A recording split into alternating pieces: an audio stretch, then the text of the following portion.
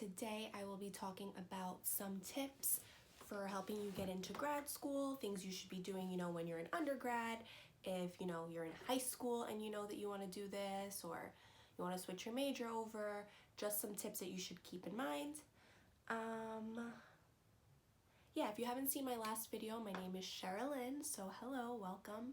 I actually just graduated with my master's in speech-language pathology. Just yesterday I graduated.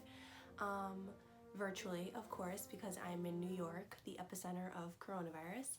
But it was great. My family came over. It was nice. So I would love for you guys to grab a cup of coffee, grab some water, anything you would like, and let's get going. Alrighty, I'm gonna try to keep this video short because I have actually filmed this video before and ended up chatting for like an hour. You guys don't need to hear me talk for an hour. I can condense what I need to say. So my first one is to start the research process early. I was very lucky in the fact that I knew this is something I wanted to do since I was 17 years old. So I started researching ever since then, but just start early. So I'll actually tell you what I did. So I started a binder and then I had different sections, a divider, and for every school that I wanted to apply to, I would write down all the information that they needed, the minimum GPA, the prerequisites required. So do something like that and help keep yourself organized. You'll thank me. Alrighty. So next is make sure that you observe a lot. Like I can't say that enough. Observing is one of the most important things you can do, to help you get into grad school. Because when you're observing early on, that's when you're learning all the techniques, because as a young speechy, as an early speechy that hasn't started school for speech pathology yet, or there's not much you can do while you're in undergrad that's speech related, but observing is one of those things that you can do and you are allowed to do, and I encourage you to do it. And it's a great networking tool, and networking is going to be one of the most important things that you're going to do throughout your career. It's the reason I got to choose 2 amazing externships while I was in grad school with speech pathologists that I had observed in the past, and I knew them personally and I kept in touch. You need to network, you need to observe. It'll be amazing, you'll love it. Take notes and learn. Alright, my next tip, hold on, because your girl stayed up really late last night watching Aquamarine and John Tucker Must Die. I was reliving my teeny bopper years. I stayed up way too late. It was amazing. Gotta do it once in a while, right?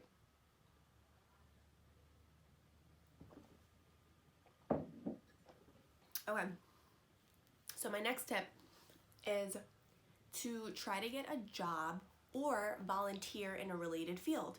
So for me, I have been a TA for many years. But I strategically picked, settings where there was going to be a speech and language pathologist. So I have been a TA in centers for children with developmental and physical disabilities. I have been a TA, in just a regular general education classroom. I've volunteered in programs like Relay for Life and things like that. You need to volunteer and get your foot in the door. It's things that will give you an upper hand. It is things that when you are writing your letter of intent to get into grad school, those are things that you can mention. It's things that you're probably going to be asked about by your grad program. So, just get a job in a related field. You get paid. It's awesome, win-win. And also just volunteer every once in a while. It's a great thing to put on your resume. All right, let's see. So another tip that I have, and this one is a very important one, is to build a relationship with your professors. So in my case, for my undergrad, I went to SUNY Plattsburgh. It is a school in New York. It is near Canada, 20 minutes away from the border. And although the school itself wasn't very big, I guess my program there was. So my most important core classes, you know, anatomy and physiology and phonetics, were in these huge lecture halls that had probably like 90 people in them. And I don't know about you, but I have a lot of trouble learning that way. So it's hard to build a relationship with your professor. Excuse me. It's very hard to build a relationship with a professor in a setting like that. But, you know, just go up after class, ask a question, tell them that you really enjoyed the lecture today. Just build a relationship with them, because there was an instance where I was applying to grad schools and it was time for me to ask for letters of recommendation. And I had a professor that I had 2 classes with, and I had gotten A's in both of her classes, and I went and asked her for a letter of recommendation. And she kind of was just like, I mean, I know you were in my class, but I don't know you. And I was really annoyed, and I got denied for the letter of recommendation, which really sucked. But blessing in disguise, because you want the person who is writing your letter of recommendation to know you, to know your work ethic, to, you know, really talk you up and make you seem like an asset to their graduate program. So it was really a blessing in disguise. But make sure you do that. Make sure you make relationships with your professors. It's very, very important. Alrighty, let's see. So my next piece of advice, this is another very, very big, important one, that if I'm gonna tell you to do anything, like, I'm pretty sure this is the reason, or a huge chunk of the reason, that I got into my graduate program. So you can sign up, you know, if there's any college in particular that you're interested in, you can sign up for emails. Hold on, let me close this, baby. You can sign up for emails. You go to their program website, like their communication disorders, and you click, you know, register for emails or sign up for emails. And that's very important, because then they will give you information about the program that's not necessarily on the website, like their open houses. And that's what I did. And I got on the email list. I was actually in Plattsburgh at the time. I got an email that they were having, that Mercy College, my graduate program, was having an open house to meet the professors, get to know more about the program. So I drove 5 hours from Plattsburgh, New York to Dobbs Ferry, New York, and I got there early. I dressed to impress. I met the professors. Like, the most important professors in a program are going to be at the open house, like the department chair, the clinical coordinator, like important people. So I made sure to, you know, dress nicely. I brought a resume. I had a list of questions to ask that were not already stated on the website. So make sure, if you're going to ask a question, that it is not easily accessible information. You know, speech pathology is a very, like, research heavy field. So if you can't do basic research, such as, you know, what are your prerequisites to get into your program, and you show up to an open house and ask that kind of question, it's not the end of the world, but it would just look better if you ask, like, the challenging questions. So definitely go to the open house, bring a resume, dress to impress. It's very important.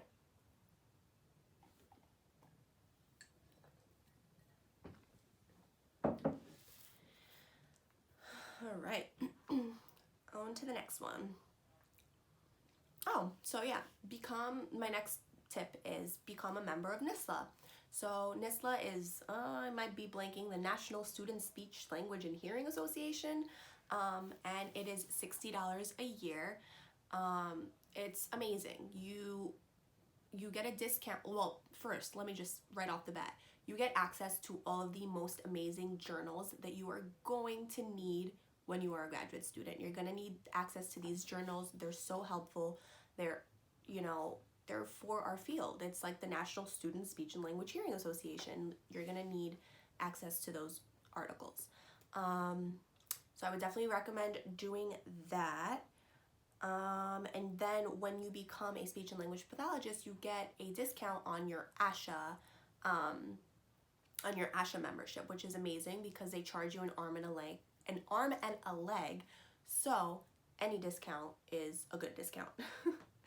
And also, you're probably going to have to do this at school, or you might have to do this for undergrad, but Master Clinician is another website which I think is around the same price as NISLA for their membership, and they have amazing clinical videos of speech-language pathologists dealing with like a variety of disorders, you know, autism, Down syndrome, and like the way the speech pathologist handles, you know, the way the speech and language pathologist goes about their treatment. So the speech and language pathologist will normally tell you, you know, the goal that they're working on and the technique that they're using and why they are using that technique. So it's a great tool. I definitely recommend Master Clinician as well. What else? Oh yeah, another one is join clubs.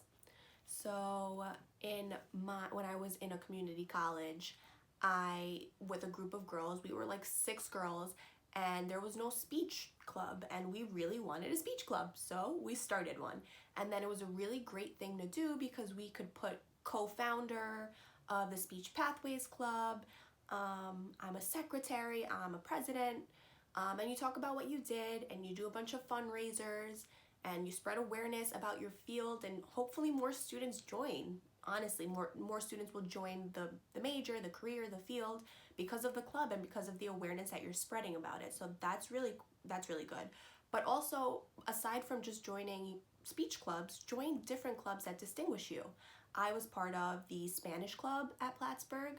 I briefly, because my boyfriend at the time, did jiu-jitsu, I joined the jiu-jitsu club very briefly. So just join a variety of clubs that will make you stand out, make you look like a well-rounded individual.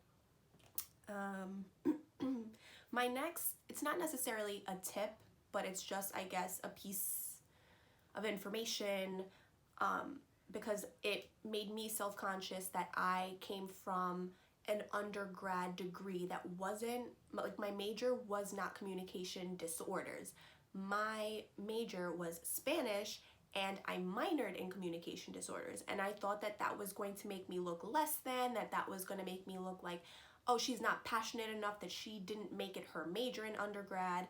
So honestly, it makes you look good. It makes you look like you have a bunch of interests and a bunch of input and things that you can add to the field that your regular everyday person wouldn't be able to. So since I am bilingual, I am very passionate about my culture. I am Dominican, and I joined the Spanish club. Loved the club. I loved that I majored in Spanish. I met the most amazing professors that I have made lifelong contacts with, and their input, you know, about culture and the way that people receive culture, and, you know, the socioeconomics behind it, the sociolinguistics behind it, they can offer me a perspective that a monolingual professor just of speech and language pathology couldn't offer me. So it's very good to be a well-rounded individual. But you know what, if it was your major, if communication disorders was your major in undergrad, no worries. But if you're interested in a minor, definitely pick up a minor, something that you're interested in, psychology. I'm blanking on all other minors that you could possibly have, but you guys are smart, and if you're going to be a speech-language pathologist, you know how to do your research, right? Or at least you're starting to learn. So definitely do your research and become a well-rounded individual. All right, so I'm almost done here. My next one is to write an amazing letter of intent. So I worked on my letter of intent for so long. I sent it to everyone. My mom, my mom's colleagues, my fiance read it, my future mother-in-law read it, like everyone read it. Offered me feedback, constructive criticism. I took it and ran with it. It was really hard to get started on the letter for some reason, and I just remember coming across an article, and if I find it, I will link it in the description box. But I remember coming across this article, and it said to go on the website of the school that you're writing the letter for. So let's say I'm going to Mercy College. I went on their website, and I found that a big part of their graduate program is they love going abroad and doing medical missions. So they do medical missions primarily for children with cleft lip and cleft palate. So I took that and ran with it. I said, that's amazing. I have an aunt who's a dentist who does the same thing, and I talked about that in my essay. And I said, I would love in the future to be part of your program and go on a medical mission and help children with cleft lip and cleft palate, and help the parents, learn strategies to help the child with their resonance problems. And I mentioned that, and I think it's a really big, important thing. But you also have to tailor it. Not every school is asking for the same letter. So you find out what the school is passionate about, what they, if they're big on research, you talk about any research opportunities you've had in undergrad. So you tailor your letters of intent and you send it to people, you edit it, it'll be great. So next piece of advice is to apply to out-of-state schools. I didn't necessarily want to do this so much just because I went really far away, 5 hours away, as I mentioned, basically in Canada for my undergrad degree, and I wanted to be close to home for grad school. But I did know that speech-language pathology, it's a very competitive program to get into. So I applied to, I think, a school in Florida and a school in Dallas just to differentiate myself. Not that I got in, but I heard that that's a big piece of advice that people say, apply to a wide variety of schools all over the place. But definitely you have to be willing to move to do that. So if you're not willing to move, maybe that's not the best piece of advice.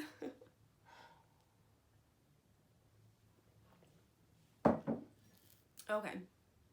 And lastly, and please take this one with a grain of salt, there's a website called Grad Cafe, and I was glued to it as a student that was applying to grad schools. I was glued to it. But it's really amazing because you get to see other people's stats. And what I mean by stats is you get to see their GPA, their GRE scores. The person can write like a little blurb about themselves to tell you, like, I had this research opportunity, I did this, and then they'll tell you whether or not they got accepted or denied to a particular school. So my dream school was Mercy College, and I was checking it every day. And then sometimes I saw people that had higher GPAs than me that got denied, and I would panic and freak out, and I'd be like, oh my gosh, my GPA is not that high. If she got denied, that means I'm getting denied. So that's what I mean by take it with a grain of salt. It's a great tool to, help you figure out where you're at in terms of comparing your scores and your GPA and things like that. But you also have to remember, you can't compare your personalities and your passion and all those things. And those things shine through in graduate interviews. But it's a good starting place. And sometimes it can ease your mind. Other times it can make you really, really crazy. But that is all the advice that I have for today. Thank you so much for watching. Not sure what I'm going to do for the next video, but I will think up some things. If you have any ideas, leave a comment of what you would like to see next. Thank you so much for watching. Give me a subscribe, a like, share with your speechy friends. My Instagram is, I'll put it in the description box because I don't know what just happened, but I'm blanking.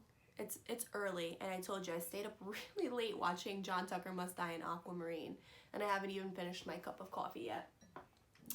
I think my Instagram handle is @sherry.bilingual.slp. There we go. And I will see you guys in my next video. Thank you so much for watching. Bye.